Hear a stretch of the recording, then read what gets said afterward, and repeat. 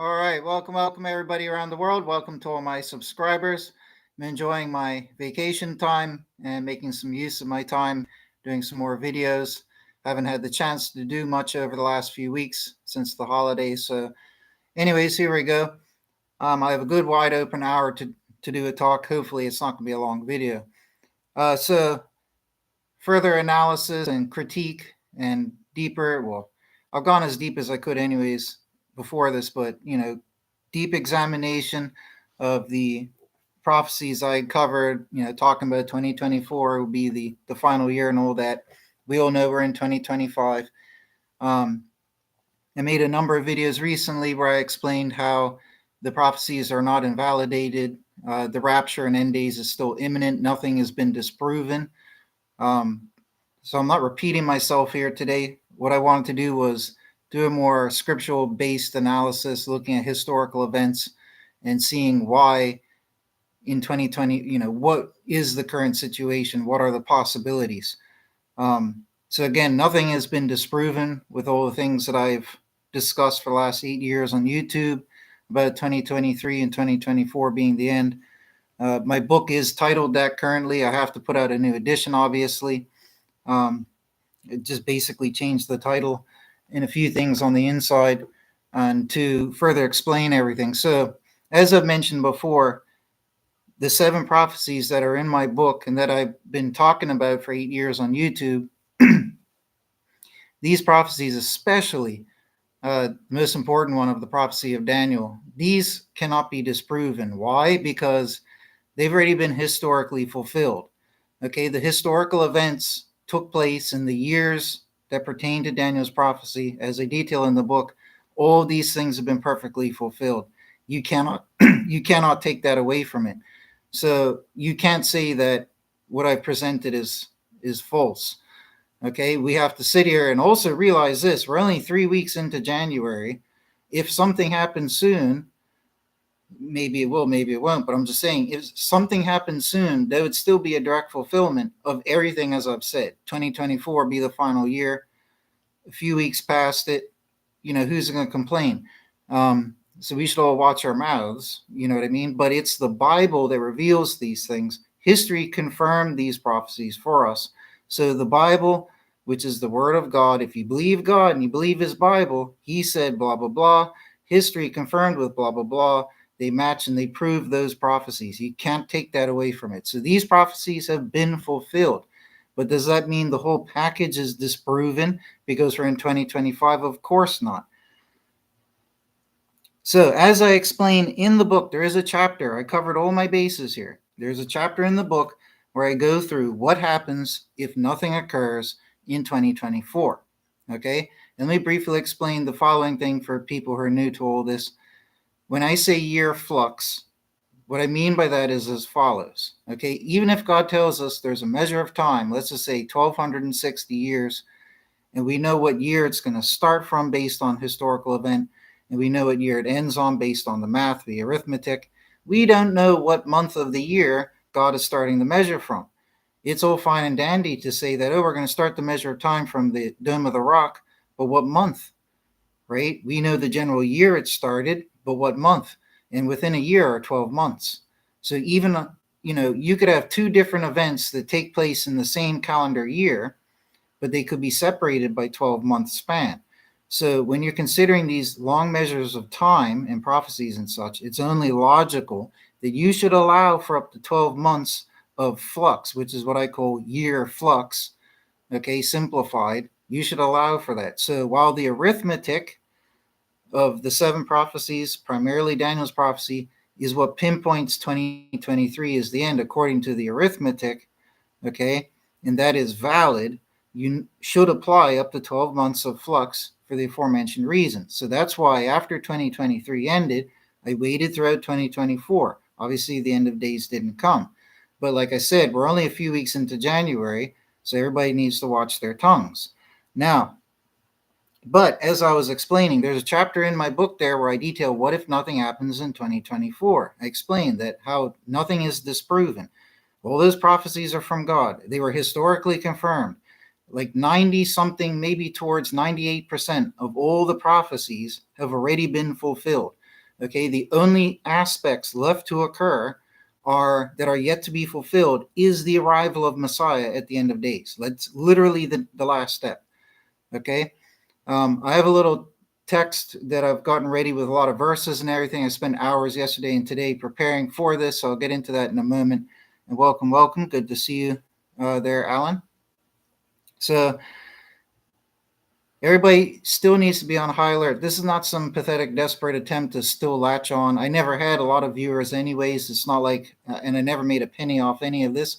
So, and even off my books, I only sold about 10, 20 copies of it. So it's not that I'm trying to latch on to and keep the momentum going for myself. It's not about that. It's the end of days is imminent. The rapture and everything is imminent. People need to pay attention and don't think that just because it says 2025 on the calendars that all of this information that I've talked about for 8 years is flushed down the toilet, because it is most certainly not. Okay. But in that chapter, what happens if nothing happens in 2024? Well, one of the key components of the prophecy of Daniel, which is the prophecy that highlights the year that would be the quote unquote end of days according to God, which is 2023 with year flux 2024. In the prophecy of Daniel, one of the main components is a time period of 3.5 times, which is 1260 years. I detail all the breakdown of this in the book and in my countless videos.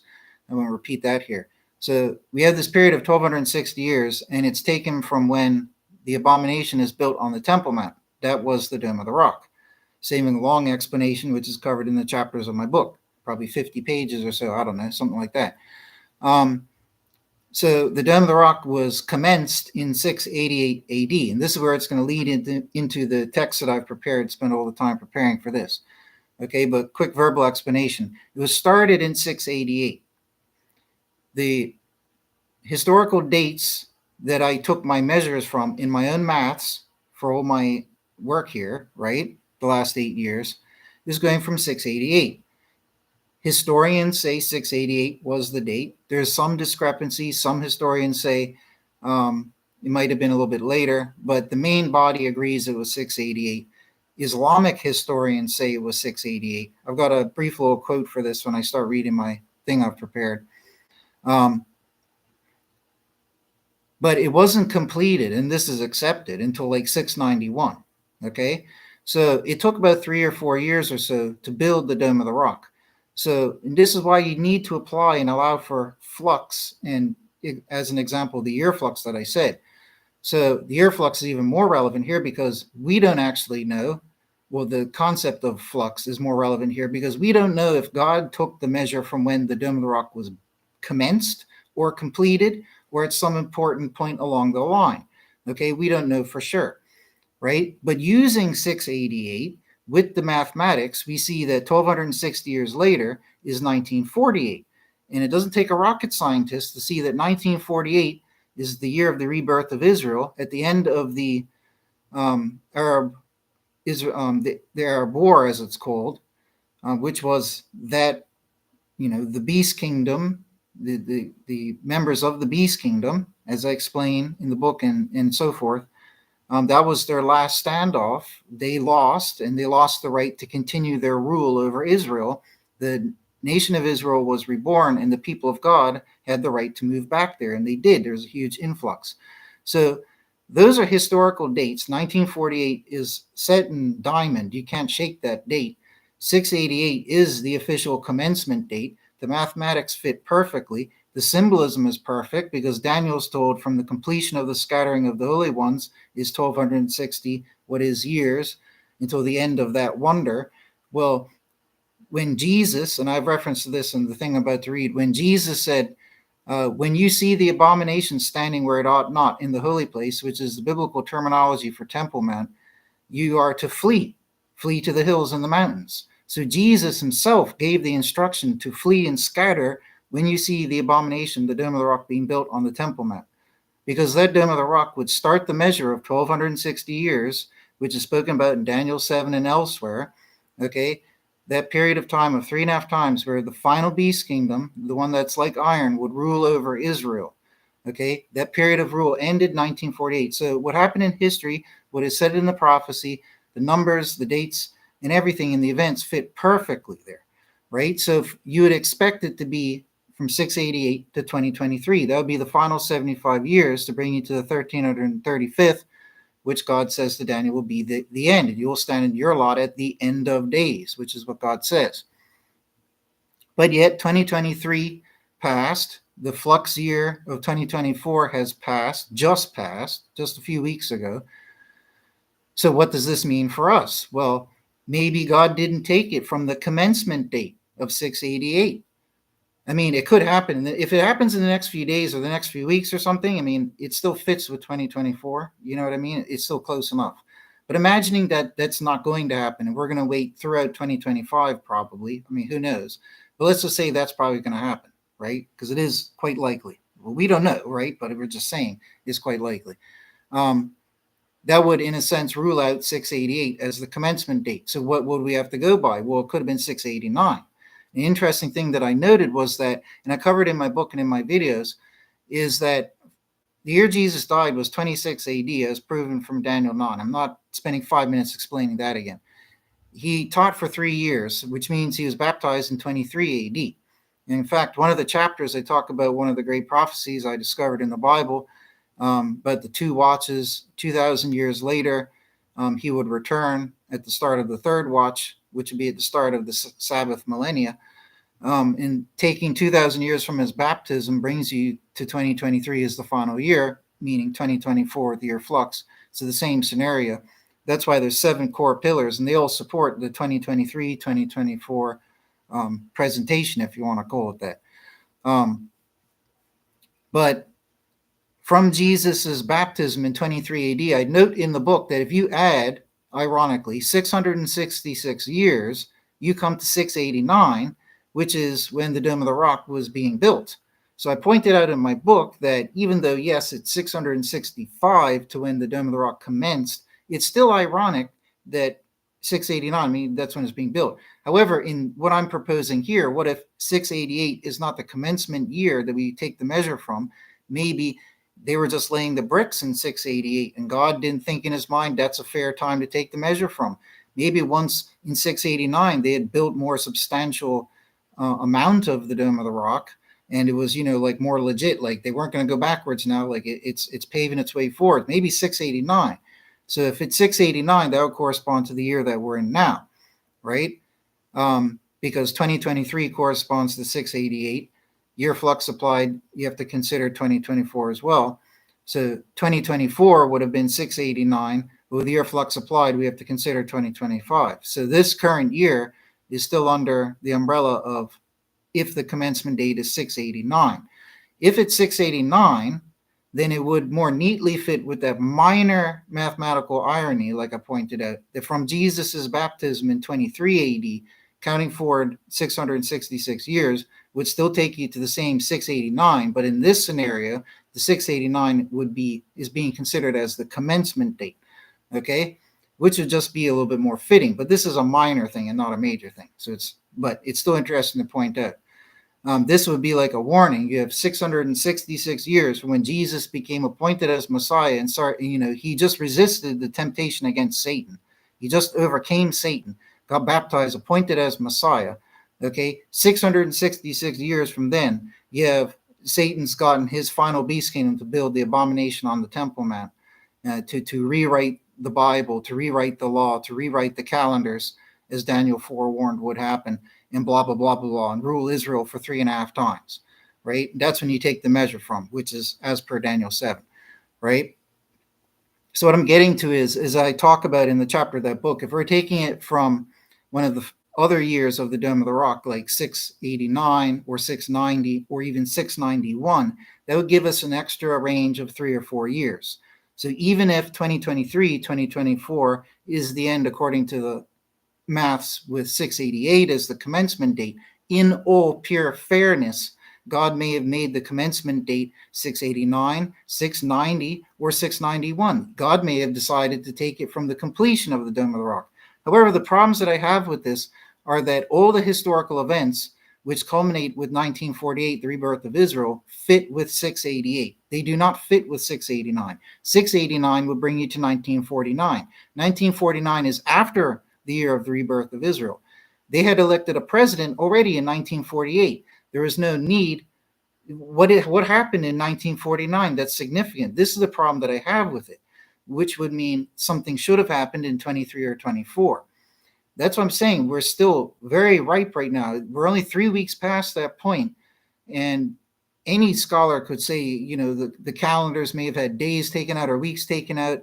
That gets chaotic when you start considering wild variables like that. I don't even think you have to think down that avenue. It's just, 2024 is the final year. Good, boom. Maybe it's just going to happen a few months into 2025. Maybe it's no big fuss or deal in this context. You know what I mean? That's why my hopes haven't gotten down. Everything's still valid. We're still it's super imminent. It's going to happen. But maybe, let's just say maybe we're getting the way through 2025 and nothing's happened yet. Maybe we get towards the end of 2025 and say, well, hey, come on now. What are we supposed to think? Well, like I said, God could have taken it from 689, 690, or 691.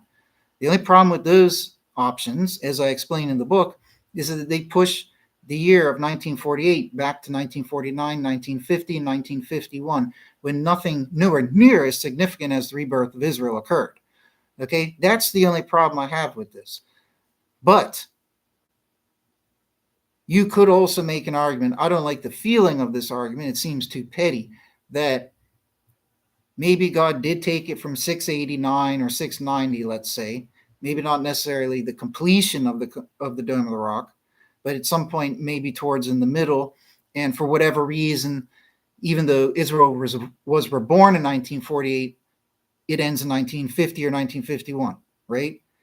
Maybe that's what God went with. I mean, you could make an argument, like a petty argument for that.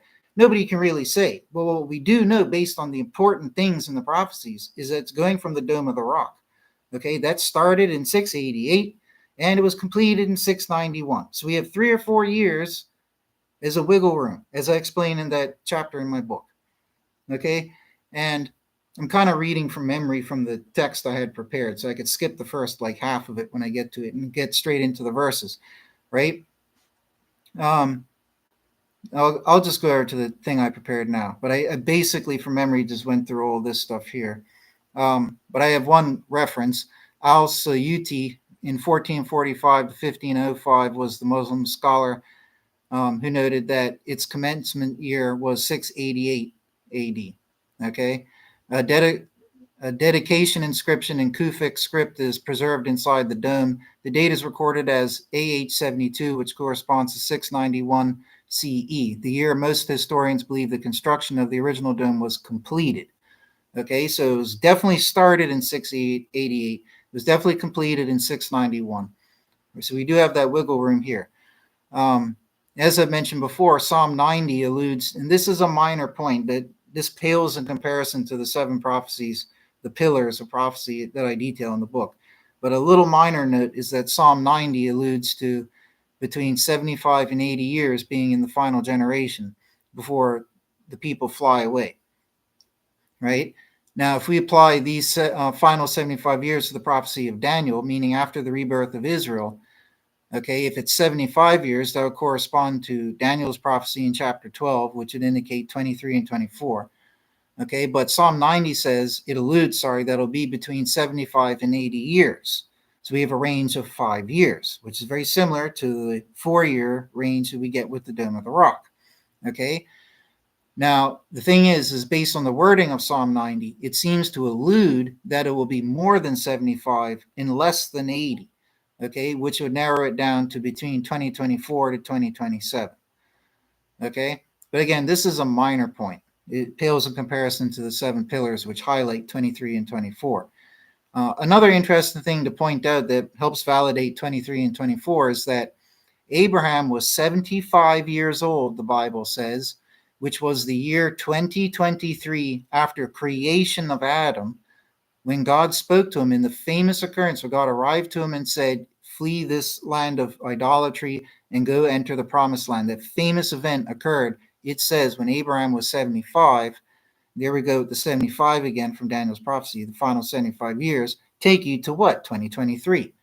In this case, it's AC, a completely unrelated calendar, completely unrelated to the Gregorian calendar. Gregorian calendar goes infinite into BC, infinite into AC, whereas the AC calendar goes from the creation of Adam as year 0 or 1. So it has a fixed point. They're completely unrelated mathematically. But it's just a pure irony here that we get these two numbers showing up at such a momentous and symbolic time. Okay? If the rapture and end days did occur in 23-24, 75 years after the rebirth of Israel, and we fly away, as Psalm 90 says, we get raptured away and all of that to go enter the heavens, the promised land, that symbolism would be perfected there, right? In that reality. So there's so many associated components that help validate 23 and 24. That's what I'm saying. Still hold out for a while. And if nothing's happening throughout 25, then we should consider maybe God took it as 689 as the commencement date. And for whatever reason, that puts it to 1949. Yes, 1 year after the rebirth of Israel, or X number of months after the rebirth of Israel, but maybe to God, that's just what he did. Okay? The other thing that I note in the book, it takes too much detail to get into it in detail, so very, very briefly, but in the book, one of the chapters that I go through, one of the great prophecies, I think this one's related to a prophecy from Isaiah. It's very complex, but very convincing. Well, let me just read the brief notes here. 2,000 years from Jesus's baptism is the year 2023, with year flux 2024.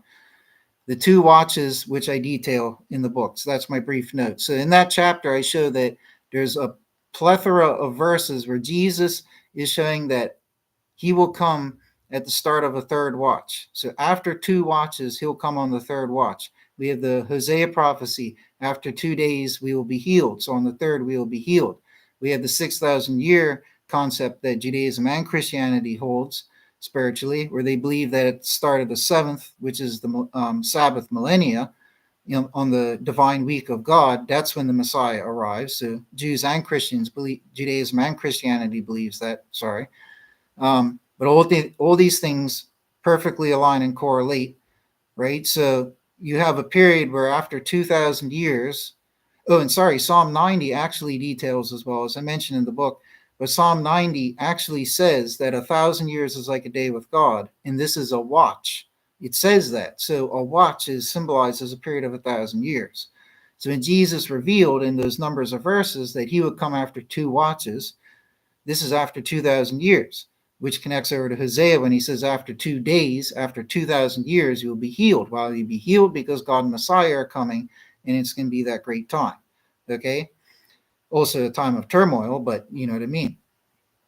So all those things line up. So as I detail in the book, in the chapter, all these verses where Jesus talks about coming after 2 watches, they all correlate to so many things.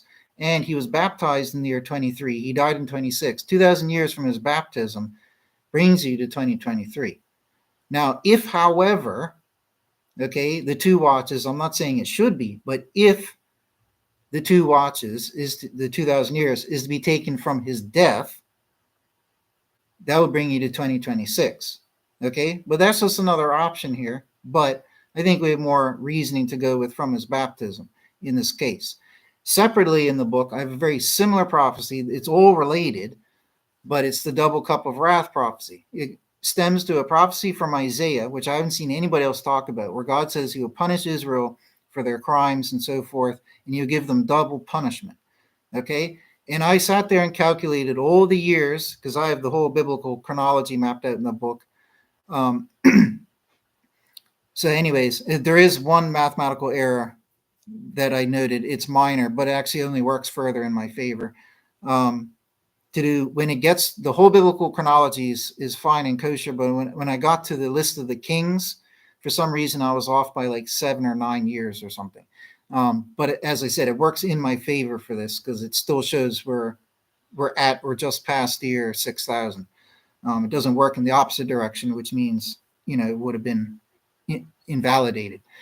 That's a minor issue anyways, but the biblical chronology is in there anyways. And the kings only ruled for like 430 years anyways. That's a small period out of the 6,000. But I just wanted to point it out to keep everything's neat and tidy for everybody. But now where was I getting to? This is the double cup of wrath prophecy. So Israel disobeyed God after King David and Solomon, who are the good kings. If you're looking in the Bible, supplies all these numbers for us, all the maths. It's all there in the verses, which I reference in the book. I just made an arithmetic error when I was going through the kings list, like I mentioned, right? But all the verses detail the maths and the numbers for us, right? So if you go look at it, you'll see that King Solomon, when his reign ended, there is exactly 999 years from that point to when Jesus died. Now, if you're thinking about it in terms of how long Israel disobeyed for, that's 999 years. The disobedience culminates with the death, the rejection and the death of the Messiah, which couldn't get any worse than that. That would be the most logical, neatest point for the end of that time period, the rejection and death of the Messiah, right? So from that point, which is 26 AD, the year of his death, we would have to then logically multiply double that 999, which, as I detail in the book, is 1,998. Yes, it's very similar to 2000, but keeping things neat and accurate, sticking with 1998 added on to 26 AD brings you to the same period of 2324. Okay, so all these different aspects, all these things, these other extraneous things to the seven pillars help validate 23 and 24. Okay, but it's not ruled out that it could be, 25 or 26, because the most important hinging point is the Dome of the Rock. Okay, and that's why I said again, it commenced in 688, which fits with 1948, but it could have been taken in 689 by God until 1949. Okay, or from 690 until 1950, or from 691 when the Dome of the Rock was completed until 1951, which would correspond to 2027. So all of these years are possible. Okay, it would fit with the range, the small range that's given in Psalm 90. Now, however, the more important evidences, like all the ones I just listed, heavily indicate, well, they directly indicate 23, 24. So that's why I think we all need to hold our tongues right now and not think, oh, well, it's all been disproven. It certainly hasn't. And if it happens soon, it's just a perfect fulfillment of everything that I warned about. But if it doesn't, like I said, we have to keep this in mind. But anyways, for today here, and we also can't forget as well, I mean, you can't even make this stuff up. Ezekiel was the only prophecy that I didn't include in the book because it didn't have a numbered time period associated with it. As I mentioned in the book, all the 7 that I cover have numbered time periods from God. So I left Ezekiel's prophecy out.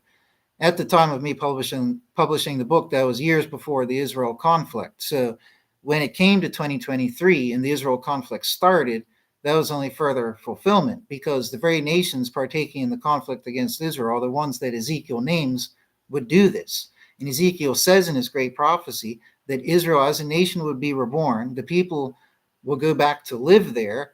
And it's only at this point that Gog Magog, these various different nations that Ezekiel names off, would gather together as, like a ring around Israel or whatever it says, to go against it. And this is exactly what occurred and started at the end of 2023. Like I said, you can't even make this stuff up. That just further validates that 23 and 24 is going to be the end. It's continued through 2024. Even though there are peace agreements and some more hostages have been released, which is great, we don't know what could spark off at any given time. Israel's government and military knows that no peace agreement with these groups will ever work because they'll never honor it. They'll violate it at some point, right?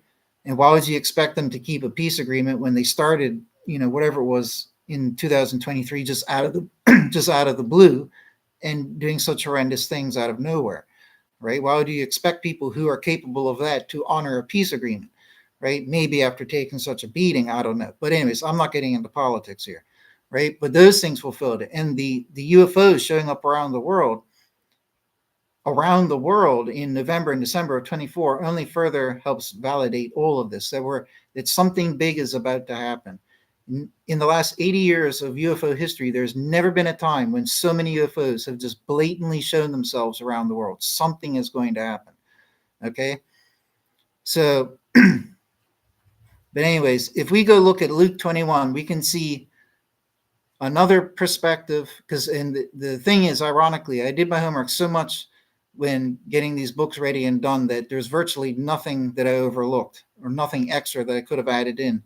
And I've scoured and scoured since then looking for some extra proofs And there's virtually nothing because I did my homework so well. However, because in the book, for brevity's sake, because a lot of things are paralleled in the Gospels, and it's important to read each one because sometimes they have different wording, and it's very important. They'll shed light on different aspects of the same one thing, right? Like different witnesses, right? But because they will parallel themselves, if I use a source verse, for reference in there, I'll usually go with Matthew 24 in relation to some of these topics here, right, that I'm about to get into. But Luke 21 and Mark 13 say the same thing, right? But because in the book, because I just usually go with Matthew 24 as the source instead of mentioning the wording of the other two, primarily in my videos and in my book, I kind of forgot about the uniqueness of Luke, right? So when I looked at Luke's perspective here, it sheds light on another additional aspect that does help validate everything that I said. It's not that I wasn't aware of this verse, it's just that, for brevity's sake, I don't reference it all the time, right? But it's important because it says this. Where is it?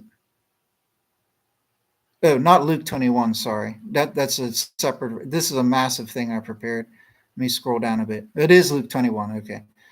So reading from my notes here, in Luke 21, leaving out to save some time, the prior verses were, this chapter starts off like Mark 13 and Matthew 24. The disciples asked Jesus, what are the signs that you are arriving, that you're here, that you're coming, whatever the wording might be, right? And Jesus says, these are the following things that will happen. And it's like paragraph after paragraph of all the big bad things that will happen on the earth. Nation will rise against nation, blah, blah, blah, all this and that there. And then after like numbers of paragraphs, Jesus says, after the tribulation of these things, then I will arrive. That's what's paralleled in all those gospels, right? So in Luke 21, this is that chapter. This is what's being detailed. But at some point towards the end there, what Jesus says is, you will see the abomination standing on the Temple Mount. When you see this, run for the hills and flee and scatter. Just links back to Daniel. Jesus even verbatim refers to Daniel and his prophecy.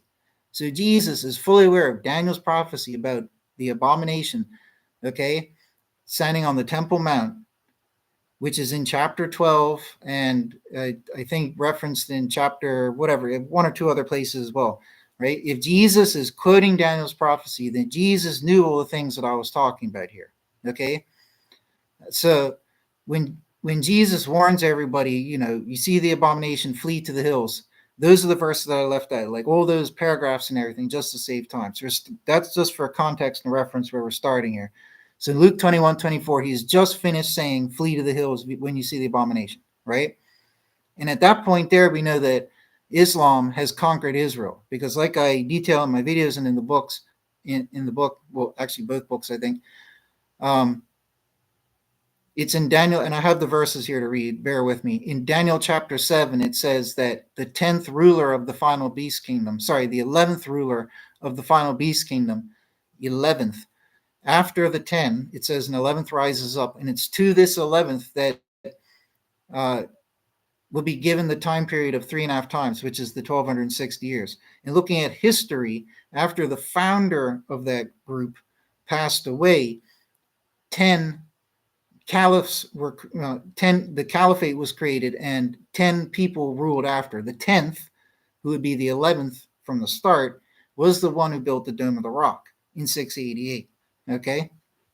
And it says in Daniel 7 that the 11th horn, this 11th ruler, will be given the measure of 3.5 times. So starting with him will be the measure of 3.5 times. And how do you know when to take that measure within his reigning period?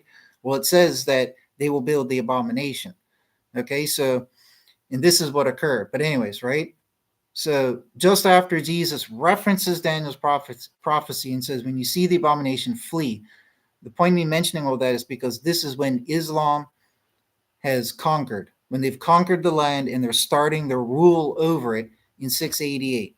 Okay, so he has just referenced that time period. So in terms of Jesus's build up in Matthew 24, Mark 13, and Luke 21, in that narrative, building up to that point where Jesus says all these terrible things will happen. And then one day in the future, Jesus talks about it as a future event. It wasn't Antiochus in the past. Jesus says, in the future, when you see this happen, run to the hills. Okay? And then it says, and they shall fall by the mouth of the sword. This is when Islam comes in and conquers, right? They shall fall by the mouth of the sword and shall be led captive to all the nations. In Jerusalem shall be trodden down, these are the key words here, trodden down by nations till the times of nations be fulfilled. That's the important part there. Till the times of nations be fulfilled. This is the thing that I'm saying is helping to validate everything I've talked about. Okay? Jerusalem shall be trodden down by nations till the times of nations be fulfilled.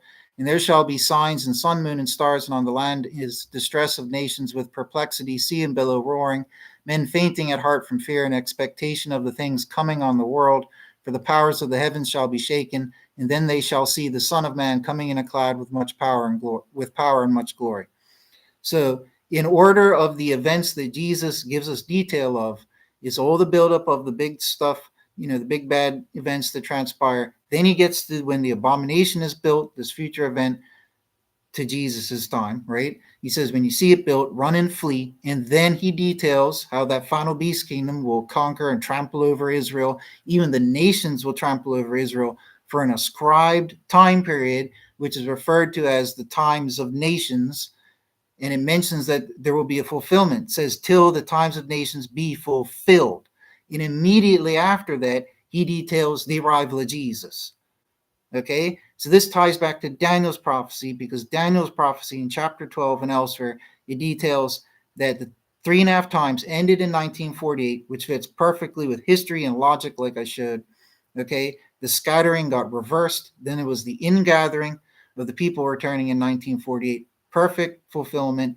The 1335th year in relation is 75 years later, which would be 23 and 20 or 24, right? So this fits right in line with that. So what Jesus has said here is that when the abomination is built, they will conquer Israel, trample it over. Even the nations will trample it over for a certain time period, the times of nations. Okay? And this is, anyways, that's what Jesus revealed. Now, if we go and this is where I'm going to get into the verses now. Just scroll down. So that period, the times of nations, is stated as follows. Okay, so the times of nations is that 3.5 times where the final beast kingdom ruled over Israel, and at the same time, the various nations would trample Israel, because Islam was always at war with others over the Holy Land. We had a number of crusades and this and that there. It was a constant onslaught against different empires coming in, right? That period was for 1,260 years. Anyways, these are the numerous verses that reference that one time period of 3.5 times. Okay, Revelation 11:2. And the court that is without the sanctuary leave out, and thou mayest not measure it, because it was given to the nations, and the holy city they shall tread down for 42 months. 42 months converts to 1,260 days, and with the day-year principle, which I talk about in the book and elsewhere, which we get from Ezekiel 4, where God says he uses a day-year principle, we see it's 1,260 years. And we also know that Israel was not in exile for 3.5 years. It was for 1,260 years plus. It was not 3.5 years. Anyways, right? I give more detail about that in my videos in the book, right? But this time period of 1,260 years is noted in the following verses. In that first one there, where it says that this was given to the nations, and again, it said above by Jesus, till the times of nations be fulfilled, where they'll tread over Israel and Jerusalem, right? So in Revelation 11:2, it's given to the nations, in the holy city they will tread down 42 months, 1,260-day years. And then Revelation 13:5 is talking about the final beast kingdom. It says, and there was given to it a mouth speaking great things and evil speakings, and there was given to it authority to make war 42 months, 1,260 years. This corresponds to Daniel 7, where we're first introduced to this final beast. Sorry, gotta take a sip of my coffee and lose my voice. Gross. Shouldn't have drunk that. I got all the gross sugar at the bottom. Let me drink some water here.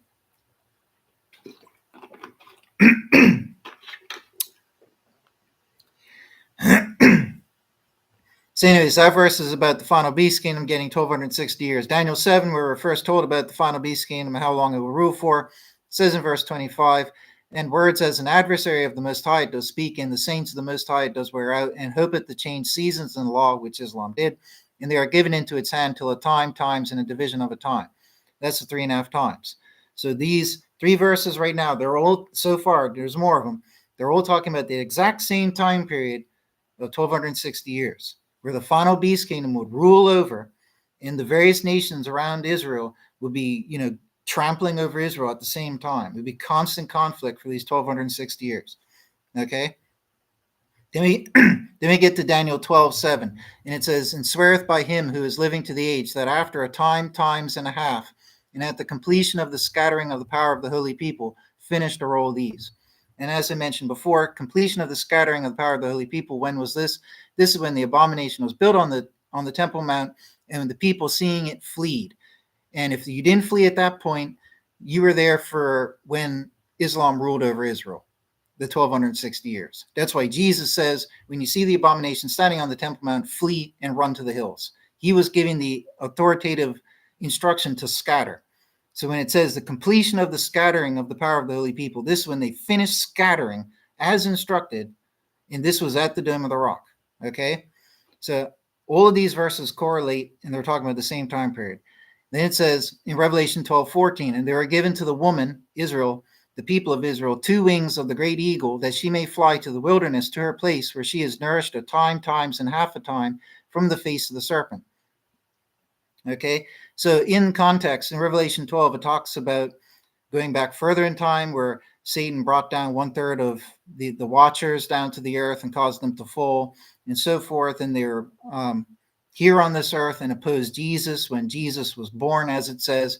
And then once he was born, they opposed him and got him put to death. But Jesus resurrected, ascended, and rose up into the heavens, where him and the angels and Michael did battle against Satan and his minions and banished them from the heavens and cast them out of the heavens to the earth. That's detailed in chapter 12. Okay, so it's at the point, as stated in that narrative, and that narrative is spoken in duplicate in chapter 12. It gives 2 accounts for a reason, as I detail in the book, and I'll mention here.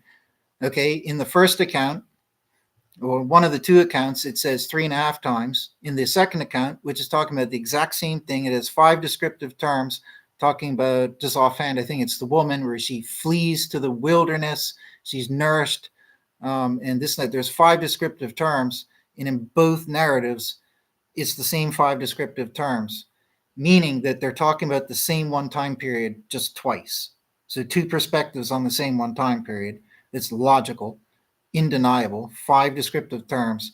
One of those narratives says 3.5 times. The other narrative says 1260 days, years. You do the simple arithmetic, a time is equal to 360 years. And I'm not the only person to realize this. People have realized that for thousands of years.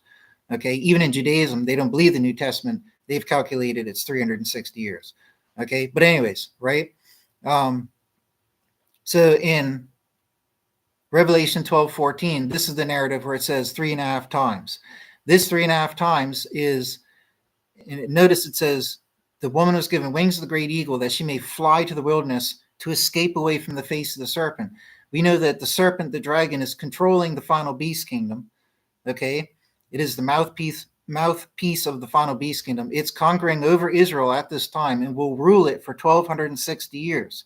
The people of God have scattered out at the start of that time period of rule, as I already mentioned like 3 times. Okay, so this is when the woman, the people of God, get the wings of the great eagle, and they scatter away from Israel. They flee. Those who don't get stuck in that kingdom. Okay, but they fled out. For how long? 3.5 times, 1260 years. And why? Because the face of the serpent at that time was ruling over Israel.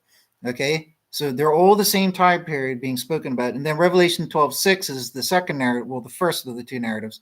And the woman did flee to the wilderness, where she has a place made ready from God, that there they may nourish her days 1,260.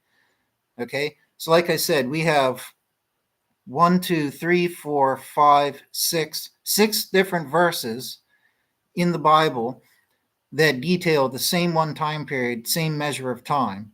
And all the descriptions of this time period are telling us that the final beast kingdom is ruling over Israel for that length of time, and that the people of God have fled and scattered out before that period starts And then at the end of it, the logical reverse happens. Then the people of God return to Israel, which historically did occur in 1948, starting in 1948. Okay, so all of these things, like I said, these things are covered in my videos and in the book. These things have historically taken place, right? And you can't deny them. It's a perfect fulfillment of everything. Now, the important reason why I mentioned all those verses here is because this is what is being referred to by Jesus as till the times of nations be fulfilled. Because, like I said in Luke 21, he just talked about how the dome of the rock will be built on the Temple Mount. When you see it, flee, scatter, head for the hills, and flee. Okay, which correlates to everything that I just spoke about. And that's when he says that they'll come in, invade with the sword, you'll be led captive, trodden down by nations till the times of nations be fulfilled. That is a direct reference to that 1260 years. That's what Jesus was warning everybody out. It makes perfect sense. Okay? And those 1260 years were completed in 1948. Okay? And the next thing that Jesus says is the arrival of the Son of Man. Now, interestingly, if I don't get lost in my massive document I've prepared here, let me just highlight this real quick so I don't lose it. There's a relevant verse here that I have to read. I think it's down further.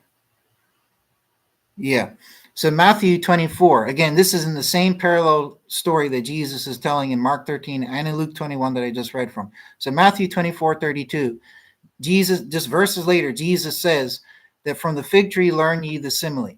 When already its branch may have become tender, and when the leaves it may put forth, you know that summer is nigh. So also ye, when ye may see all these, you know that it is nigh at the doors.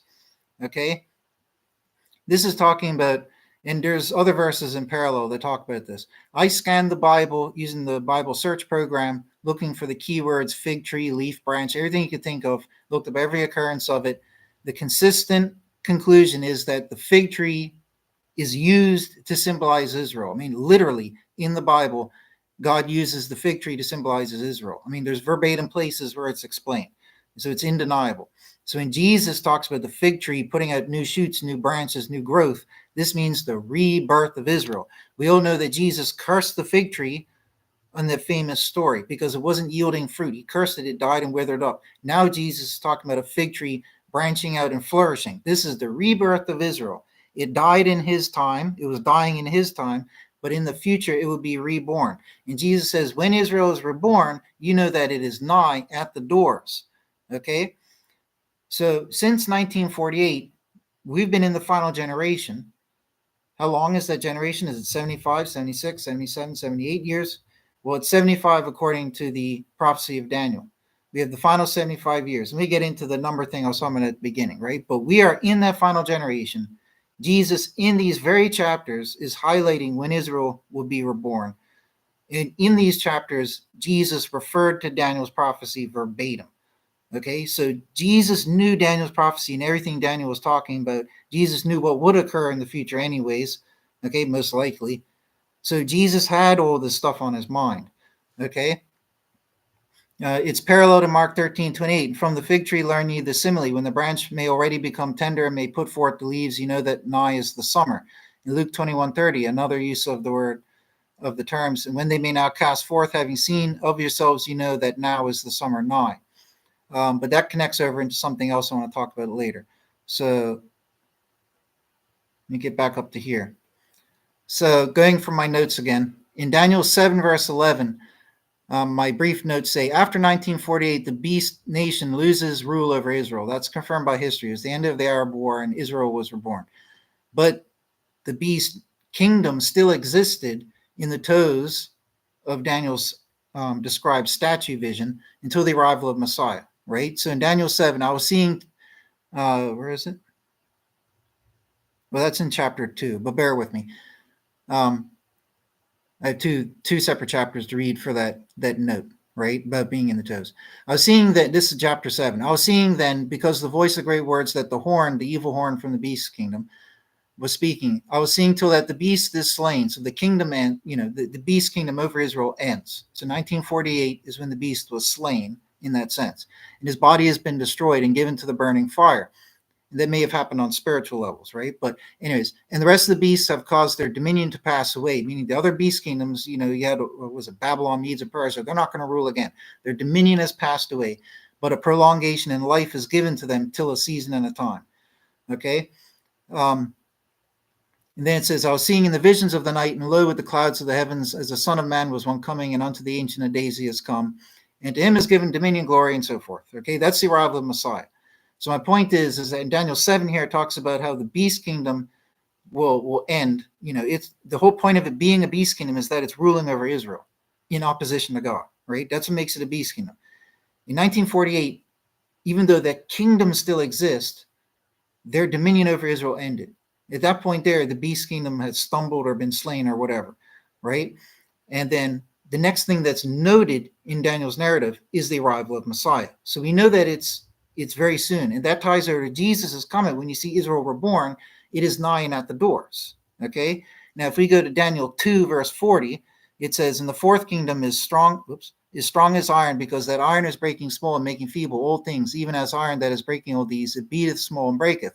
As to that which thou hast seen, the feet and the toes of this great statue vision, part of them are potter's clay, part of them iron. The kingdom is divided. So in case you don't remember, the statue vision started off with Babylon as the head. It worked its way down the body. The legs were the iron. It's going down in order. So Babylon came first, then whatever it was, Medes and Persia, then Greece, and then with the final kingdom. But it's detailing that the final kingdom would be a divided kingdom. It would be two legs. And then at the end of the two legs, its kingdom would end. It stops being the legs, but it dwindles along as the feet and toes until the arrival of Messiah that comes and smashes it. Okay, so that's the narrative. So it says, the kingdom is strong as iron, blah, blah, blah. As to that which thou hast seen, the feet and the toes, part of them potter's clay, part of them iron. The kingdom is divided. Some of them standing of the iron, and some of the standing of the iron is to be in it, because that thou hast seen the iron mixed with the miry clay. As to the toes of the feet, part of them iron, part of them clay. Some of the kingdom is strong, some part of it is brittle. It'd be interesting if the iron represents them and clay represents Israelites, Christians, you know what I mean? But I won't dabble too deep into that, but you see what I mean? That is possible. It'd be very fitting, because thou hast seen the iron mixed with the miry clay. They are mixing themselves with the seed of men. They are not adhering to one another, even as iron is not mixed with clay. Right? And to this day we have conflict and they don't get along. And in the days of these kings raise up does God the kingdoms of the heaven that is not raise up does the God of the heavens a kingdom that is not destroyed to the age, and its kingdom to another people is not left. It beateth small and endeth all these kingdoms, and it standeth to the age. Because thou hast seen that out of the mountain cut has been a stone without hands, and has beaten small the iron, the brass, the clay, the silver, and the gold. The great God has made known to the king that which is to be after this, and the dream is true, and the interpretation steadfast.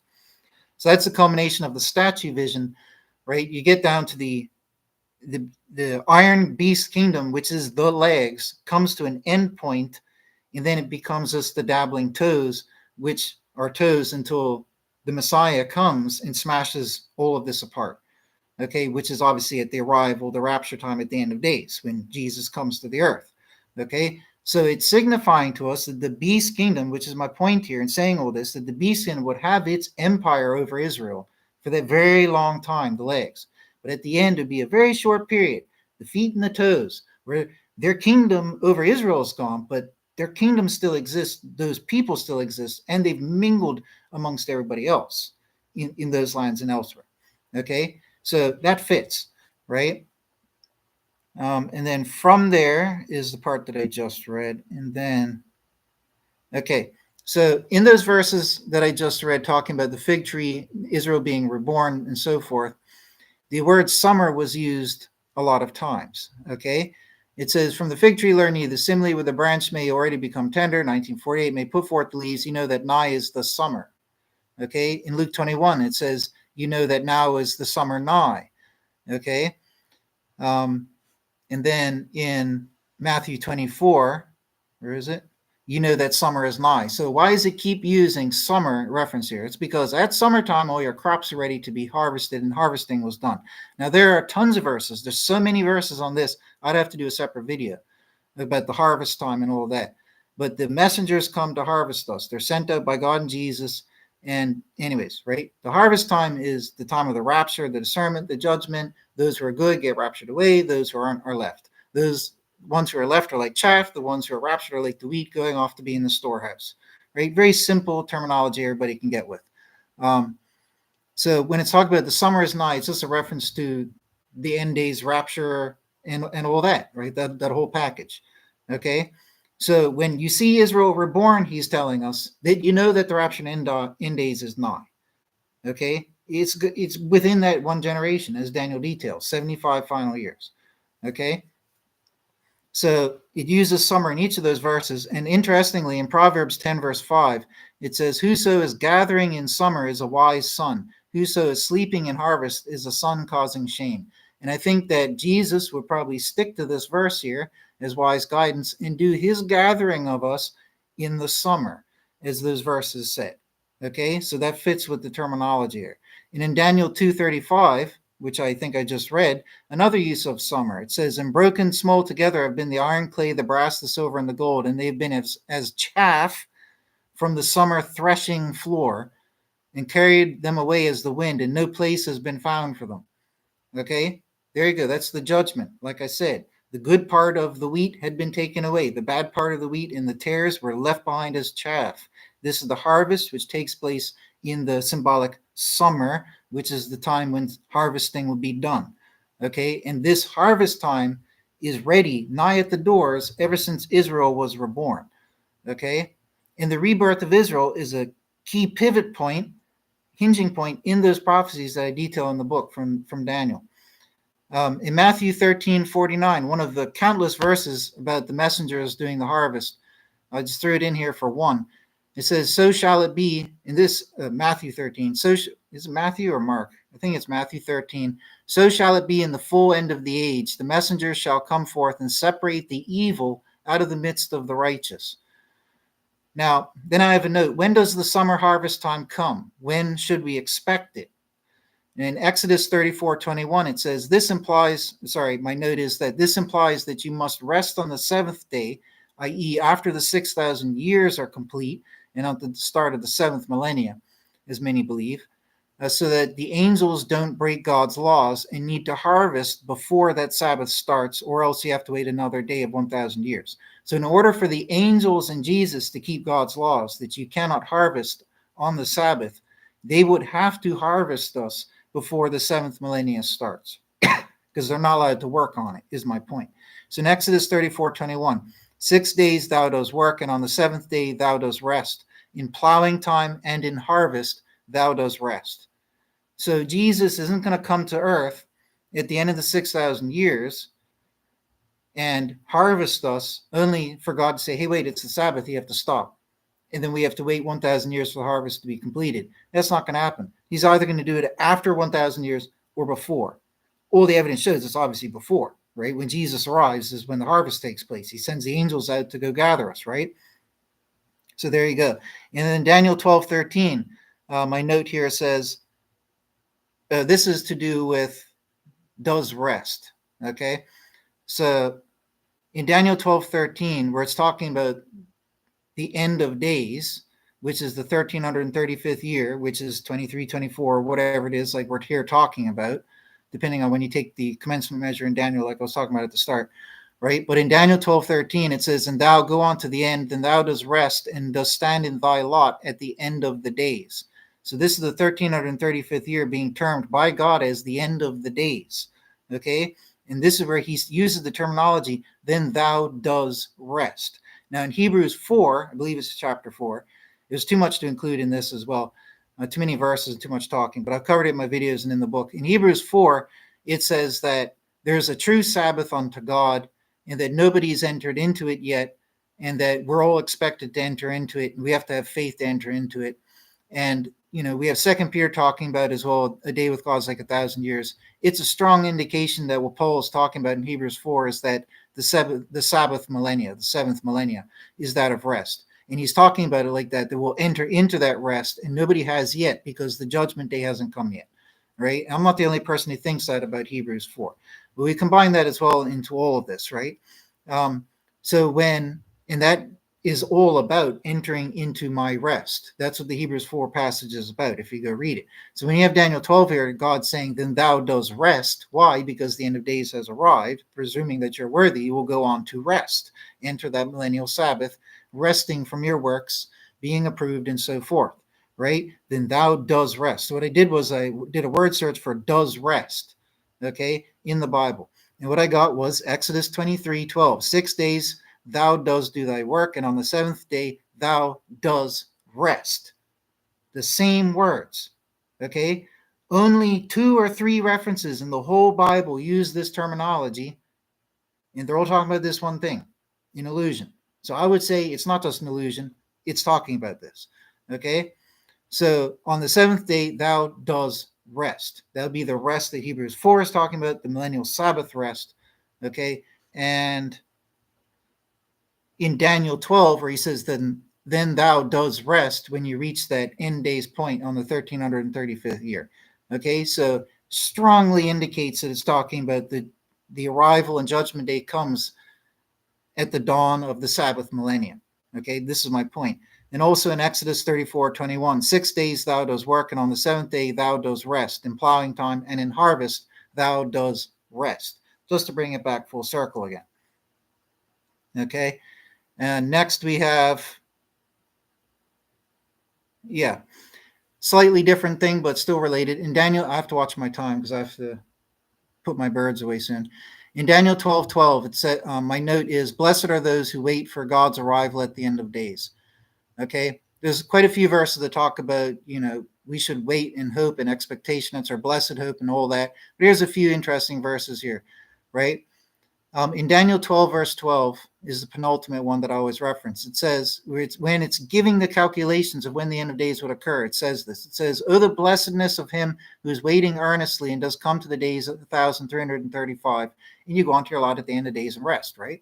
So God wants us, he's instructing us to know, count, and know when the end will come, and to be waiting earnestly for it. That's the blatant instruction, right? And here, and remember the key terms, the blessedness of him who is waiting earnestly. Waiting for what? The arrival of Messiah and God. Now in Isaiah, let me take a sip of my water, but in Isaiah 30, we see the same terminology, right? In 30 verse 18, it says, and therefore does wait God to favor you, and therefore he is exalted to pity you, for a God of judgment is God, oh, the blessedness of all waiting for him. So the terminology of blessed are those who wait for him. But interestingly, this chapter is not just a one-off, it's just not mentioned as a one-off. This is a chapter about the arrival of God at the end of days. Okay, so let's read on. You got to go forward about 9 verses there, right? So it starts off in verse 18, just like Daniel did, where it says the blessedness of all waiting for him. Daniel's reference was in terms to the arrival of God at the end of days. In Isaiah 30, it's the same thing. Oh, the blessedness of all waiting for him. Daniel told us how long to wait, but in Isaiah 30, it goes on to say in verse 27, lo, the name of God is coming from afar, burning in his anger, and great the flame. His lips have been full of indignation, and his tongue is as a devouring fire, and his breath is as an overflowing stream. Unto the neck it divideth, to sift nations with the sieve of vanity, sieve of vanity, and a bridle causing to err is on the jaws of the peoples. And then in verse 30, and cause to be heard as God the honor of his voice, in the coming down of his arm he does shew with the raging of his anger, and the flame of a consuming fire, scattering and inundation and hailstone. So it's about the arrival of God to earth to judge the nations, and it even mentions the heavenly fire and hailstones, which we know from the New Testament and other Tanakh prophecies, right? So both of these chapters, Daniel 12 and Isaiah 30, are about God coming at the end of days judgment, and it says, blessed are those who are waiting for this. Okay, so you are blessed to wait for that. Daniel was told how long to wait. Okay. So that's all I need to read from my document. So anyways, I had a feeling I'd be over an hour. So anyways, let me read over the comments real quick.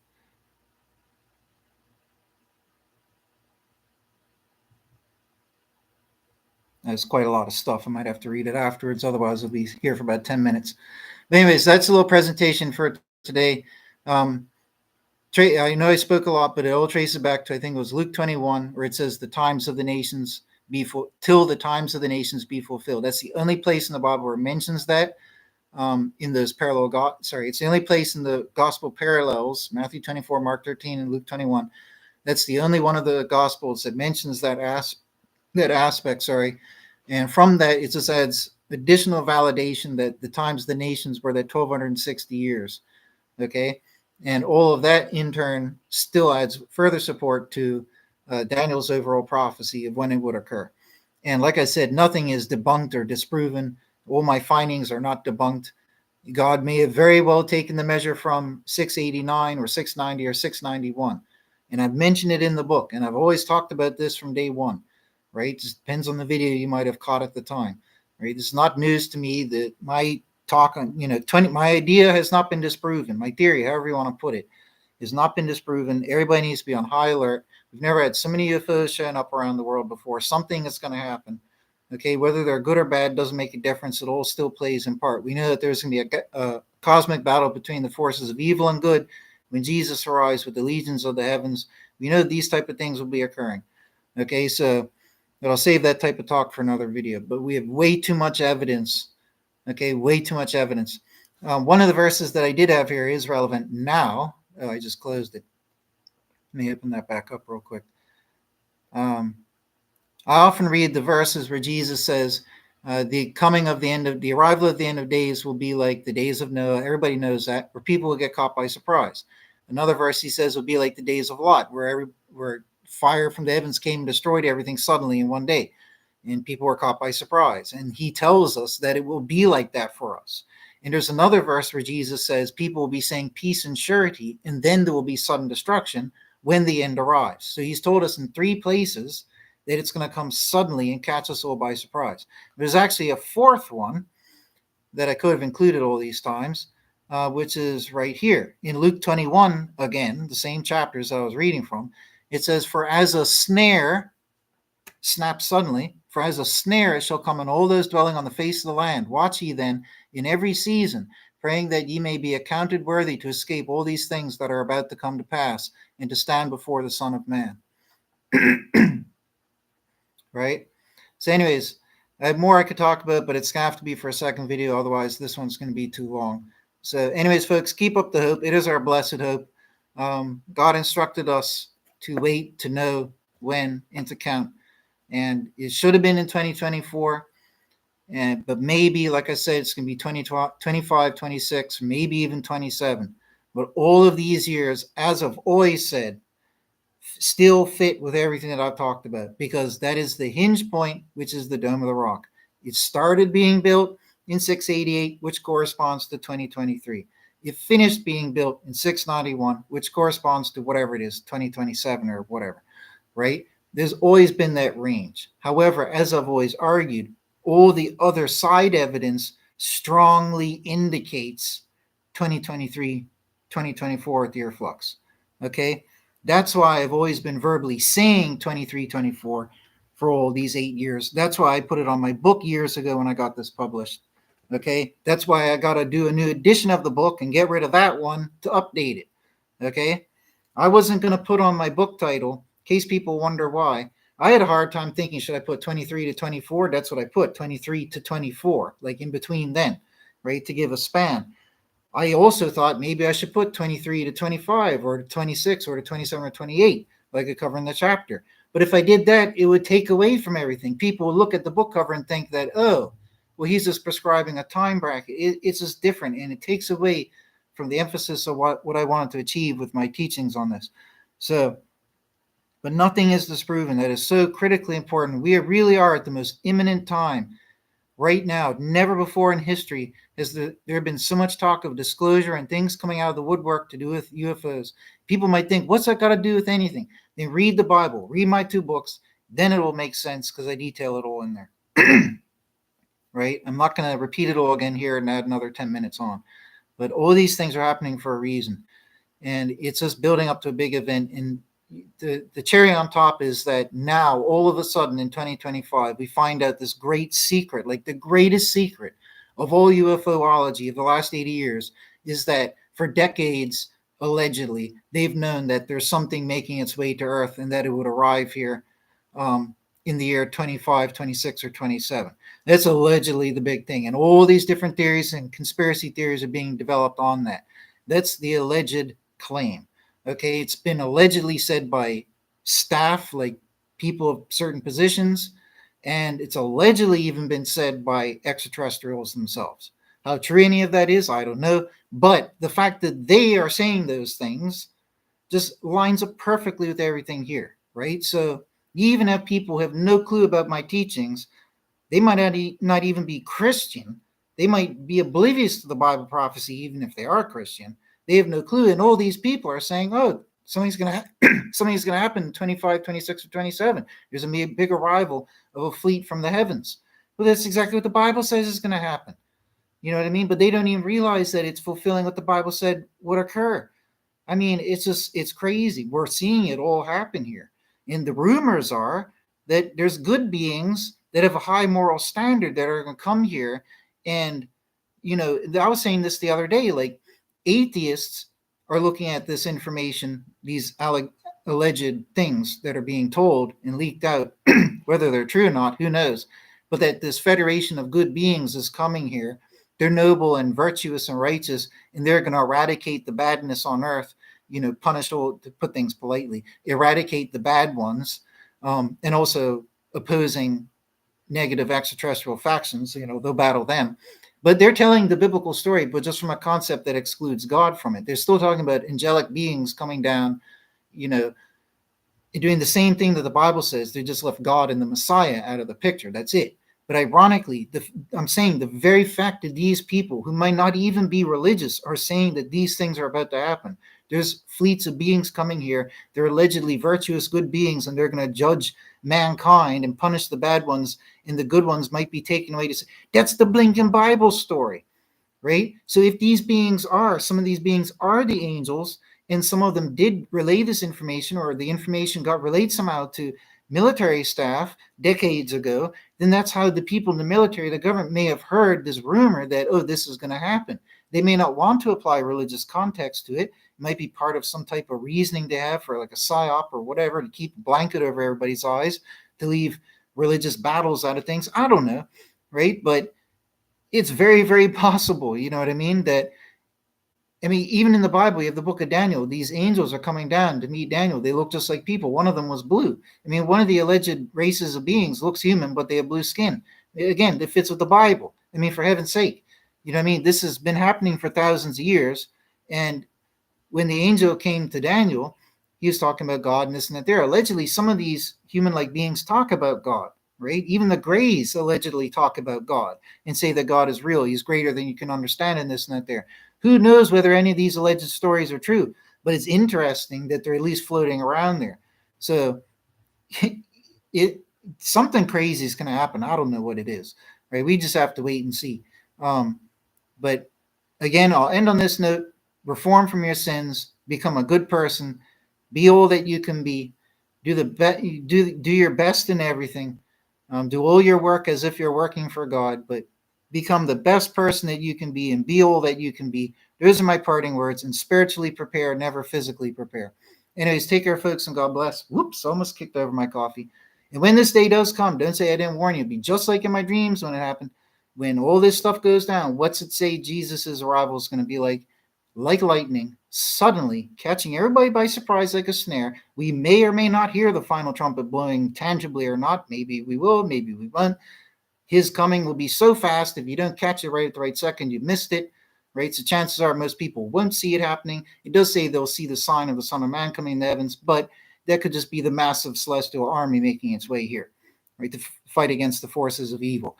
But at some point, at that final day, some chaos is going to be going on above. We're going to look up, and just like in my dreams, we're going to see ships, motherships, and all this and that there, forces coming down to the earth. Everybody's going to go absolutely bonkers, just like the Bible verses said. Faces failing, going pale, because of what's coming upon the world. You know what I mean? The powers in the heavens shall be shaken.